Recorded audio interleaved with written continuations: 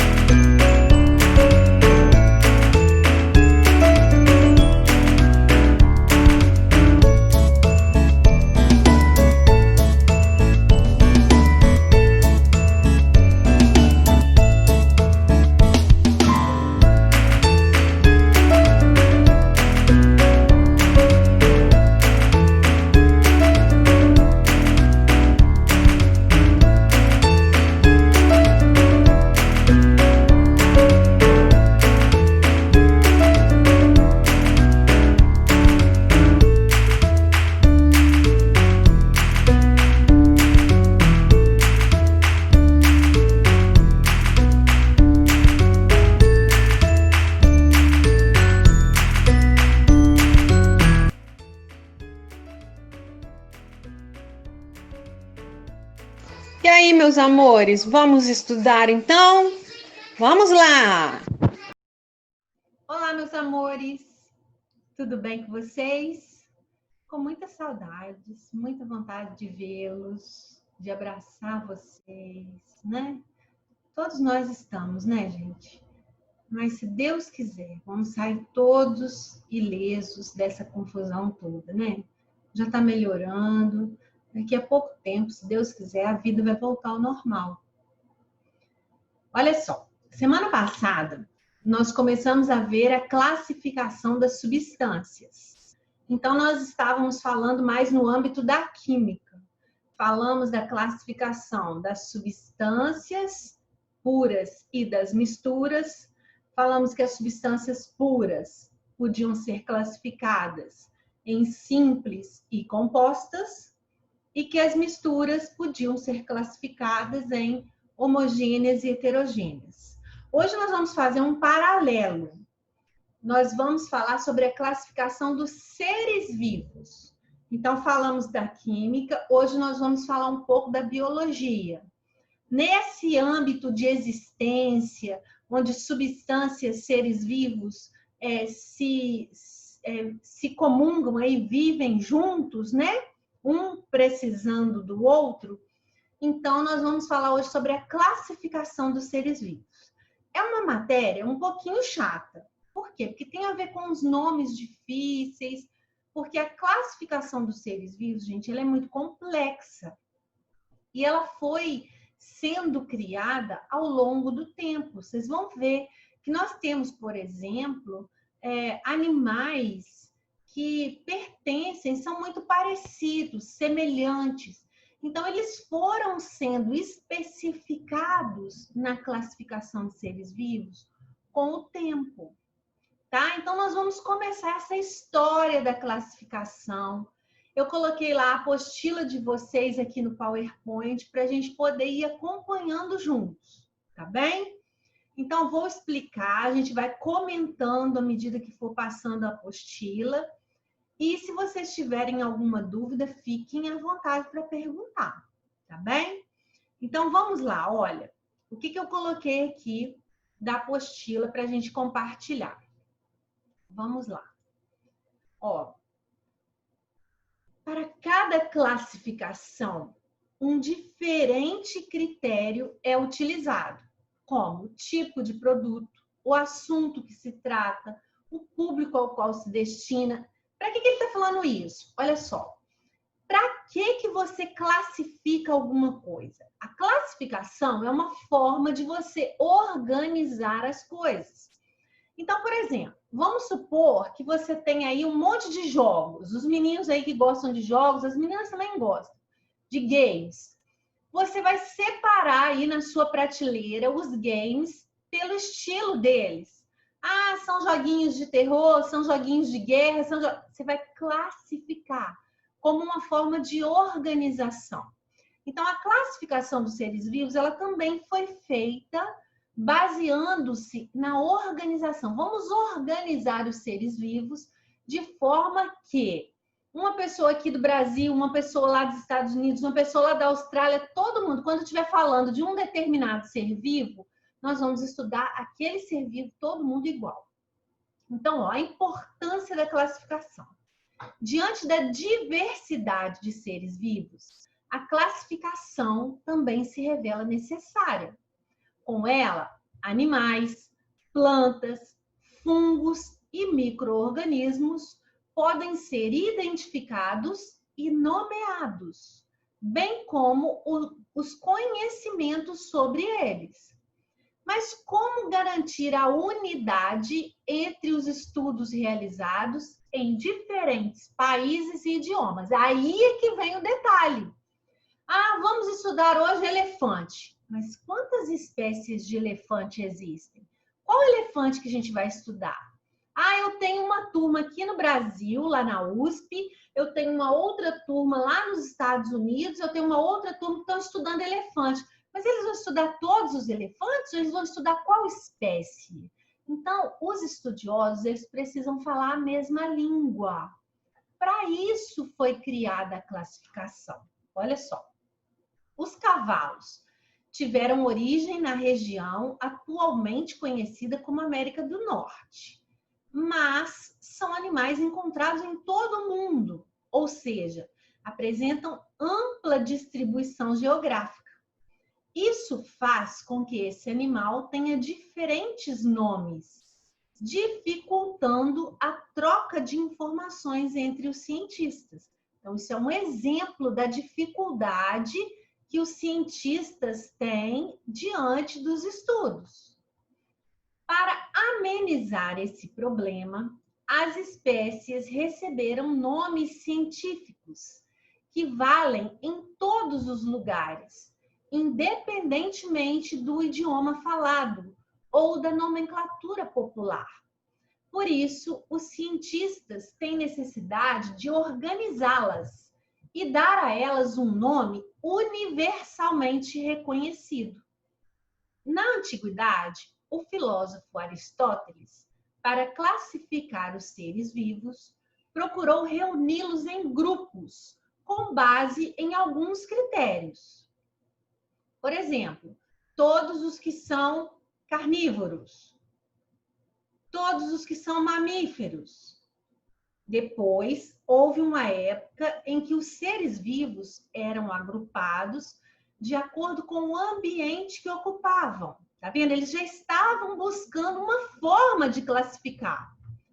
Assim, os animais eram classificados em aéreos, terrestres e aquáticos. Outra forma de organizar os diferentes seres vivos podia ser a de usar critérios pouco científicos, como reunir os animais de acordo com sua utilidade para o ser humano. Segundo esse critério, os animais eram agrupados em úteis, nocivos e indiferentes. Também servia como uma forma de organização esse critério. Atualmente, as regras adotadas derivam dos estudos do botânico sueco Carl von Linné, mais conhecido como Linneu, tá? O que o Linneu fez? Olha lá, ó, o retratinho do Linneu ali, ó. Linneu era professor, médico, botânico e naturalista. Estudava pouco, né, gente? Observando as espécies de plantas e animais, ele sentiu a necessidade de organizá-las e classificá-las com o objetivo de compreender melhor a lógica da própria natureza.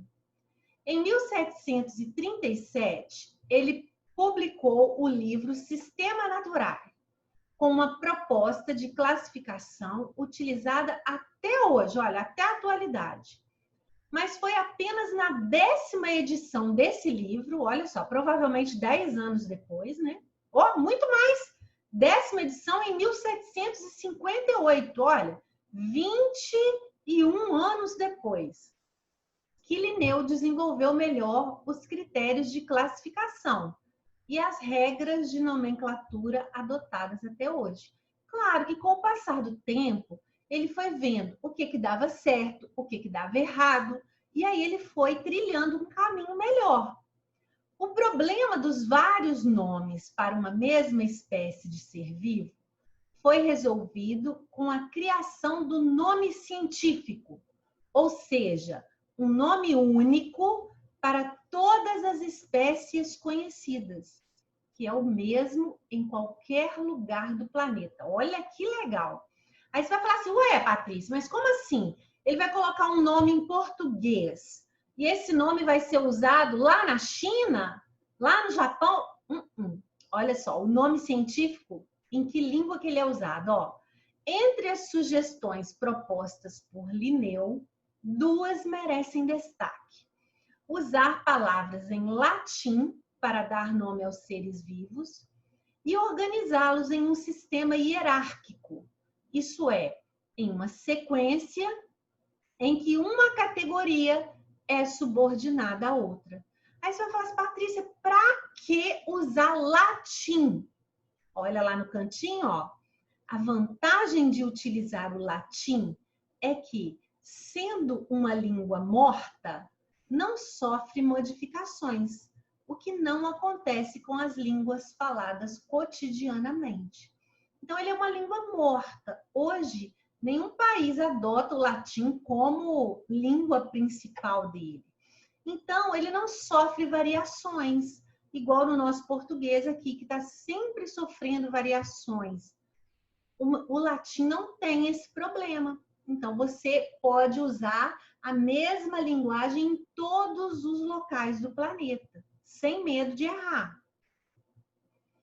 Categorias taxonômicas.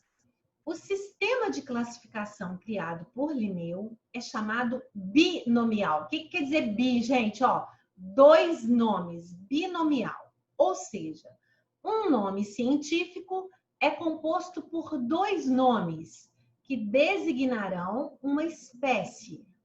Mas por que ele escolheu dois nomes em vez de apenas um?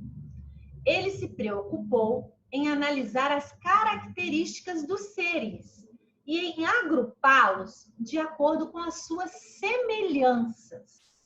Dessa forma, o primeiro nome representa um grupo chamado gênero. Por exemplo, o tigre, o leão e a onça pintada, ó, são três diferentes. O tigre, a onça pintada e o leão.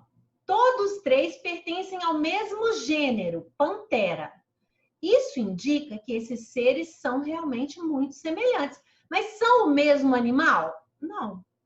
O segundo nome é que vai diferenciar ele. Olha, o segundo nome diz respeito ao epíteto específico. Ou seja, mesmo que tigre, leão e onça pintada sejam semelhantes, há diferenças suficientes para agrupá-los em espécies diferentes. Então, dessa forma, o nome científico do tigre é Panthera tigris. Da onça é Panthera onça. E do leão é Panthera leo. Tá vendo? Então, o primeiro nome dos três é igual. Você tá vendo que ele começa com a letra maiúscula? E o segundo nome, que é a espécie, é que vai diferenciar um do outro. A primeira palavra referente ao gênero deve ter sua primeira letra escrita em maiúsculo. A segunda palavra referente ao epíteto específico é escrito em letra minúscula. Olha o cantinho. Mesmo que o segundo nome seja referente ao epíteto específico, o gênero é sempre mencionado. Ou seja, o nome científico deve ser falado e escrito sempre completo.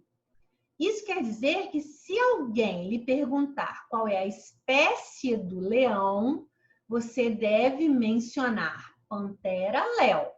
e não somente Léo, tá?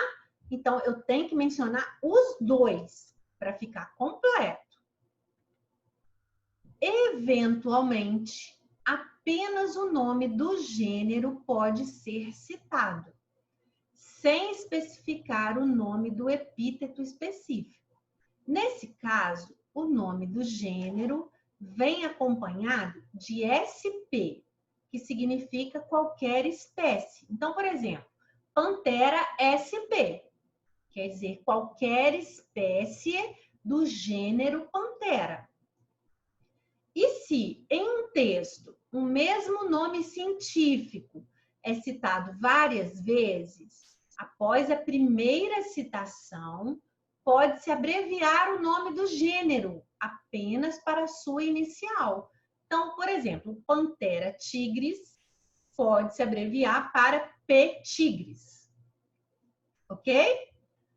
O nome científico deve estar sublinhado ou escrito em itálico ou em negrito. Pode ser acompanhado do nome do autor e do ano da publicação. Nesse caso, tanto o nome quanto o ano ficam sem itálico e sem negrito. Isso são regras, gente, científicas, tá? Então, observe um exemplo. Olha lá. Rana ibérica. Rana é o nome do gênero. Ibérica é a espécie. Olha, é o epíteto específico. Bulling é o nome do autor. 1879, a data da publicação. Ok? Ao elaborar seu projeto de classificação, Linneu também considerou outras categorias taxonômicas. Segundo ele, a natureza poderia ser dividida em reinos. Então, olha só. As mais específicas são o gênero e a espécie, que são as que nós falamos. Mas tem outras categorias que agrupam uma quantidade maior de seres. Então, olha só. Quando ele fala em reino, por exemplo, cada reino, a natureza poderia ser dividida em reinos. Então, é a maior classificação. Cada reino poderia ser dividido em várias classes. Por sua vez, cada classe reuniria ordens semelhantes. Cada ordem agruparia famílias similares. Cada família, gêneros parecidos e, finalmente, cada gênero agruparia espécies semelhantes. Mais tarde, o naturalista francês Georges Cuvier criou mais uma categoria, o filo, que reúne as classes de animais com estrutura corporal semelhante. Cuvier não pensou nas plantas, mas hoje existe uma categoria equivalente para elas, a divisão. Então, veja se vocês entendem. Vou dar um exemplo de semelhança. É como se a gente estivesse falando assim, ó, Brasil, Minas Gerais, Muriaé. Então, a gente está sendo mais específico. Onde você mora? Ah, no Brasil. Ah, mas o Brasil é muito grande, não vou conseguir te encontrar. Seja mais específico. Ah, eu moro em Minas Gerais. Ah, já melhorou bem, mas Minas Gerais tem mais de 800 municípios, eu não consigo te encontrar ainda. Especifica melhor para mim. Ah, eu moro em Muriaé. Ah, beleza. Muriaé é grande, mas aí já fica mais fácil para eu te encontrar. Se você quiser ser ainda mais específico, você mora onde? Ah, eu moro na Barra. Beleza, eu tô te dando quase o meu endereço completo, certo? Então é isso, ó. Reino, classe, ordem, família, gênero, espécie. Essa é a divisão dele. Então, ó, as categorias criadas por Linneu são utilizadas até hoje. A grande mudança veio no critério utilizado para classificar os seres. Para Linneu, o critério era a semelhança entre as formas de vida. Isso significa que os seres mais parecidos entre si compartilham mais categorias. Quanto mais afastado o grau de parentesco entre dois seres, menos categorias eles terão em comum. Atualmente, outros critérios são utilizados, como características fisiológicas, morfológicas, embrionárias e as análises de material genético, ok? Olha que legal agora, gente, olha. É isso que eu estou falando com vocês. Quando a gente fala do reino Animalia, ou Animalia, todos esses animais estão agrupados nesse reino. Se a gente falar do filo Chordata, que corresponde também ao reino Animalia, todos eles vão estar dentro desse filo. Se a gente falar ali da classe Mammalia, ou Mammalia, olha lá, aí já diminuiu um pouquinho, já foi mais específica. A ordem carnívora, olha lá, diminuiu mais um pouquinho, os carnívoros. Família Felidae, são os felinos, olha lá, tá diminuindo. O gênero Panthera, sobraram 3. A espécie Panthera leo, a gente está falando especificamente de um animalzinho que é o leão. Entenderam? Então, a classificação, ela vai especificando, ela vai se afunilando até que você chegue em um ser, uma espéciezinha só. Ok? Entre cães e lobos, olha só. Durante muito tempo, o cão doméstico foi conhecido pelo nome científico Canis familiaris. Isso indica que ele pertencia ao mesmo gênero do lobo, do chacal e do coiote, mas com algumas diferenças que seriam suficientes para classificá-lo como outra espécie. Em 1993, um grupo de estudiosos americanos definiu que o cão doméstico deveria ser designado como Canis lupus, em vez do nome anterior de Canis familiaris. Essa decisão confirma, portanto, que o cão é, de fato, exatamente da mesma espécie que o lobo. Isso quer dizer que cães e lobos podem cruzar entre si, gerando descendência fértil, e que esse cruzamento pode ocorrer naturalmente. Trata-se de um fato incrível, pois existe uma variedade imensa de raças de cachorros, todos da mesma espécie. Para muitos, já é difícil pensar que o cruzamento entre um poodle e uma fêmea de pastor alemão seja possível. Agora, imagine comparar cães aos lobos. Se, por um lado, cães e lobos pertencem à mesma espécie, saiba que existem mais de 1000 espécies diferentes de pulgas. Olha só, gente. Olha a diferença lá. O cachorrinho, a altura dele, 56 centímetros. O lobo, a altura média dele, 85 centímetros. Entre outras diferenças, né? Mas ambos pertencem à mesma espécie. Aí nós chegamos, então, nas atividades. O que nós vamos fazer? Vou pedir que vocês façam essas atividades, ó, número 1, 2 e 3. E número 4, letras A, B e C. Vocês vão fazer essas atividades, a matéria é só isso, é muito simples. É só essa classificação.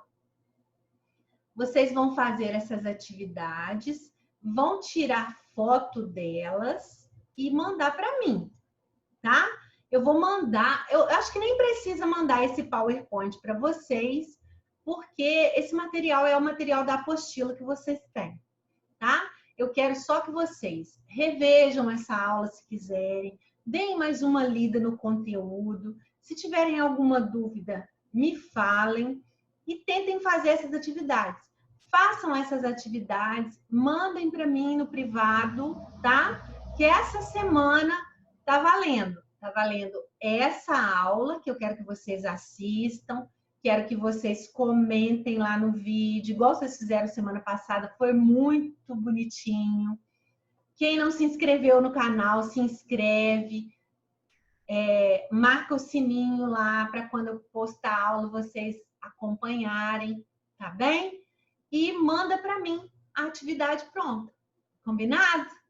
Ó, um beijo grande para vocês. Estou com muitas saudades. Manda beijo para a família toda, tá? Fiquem com Deus.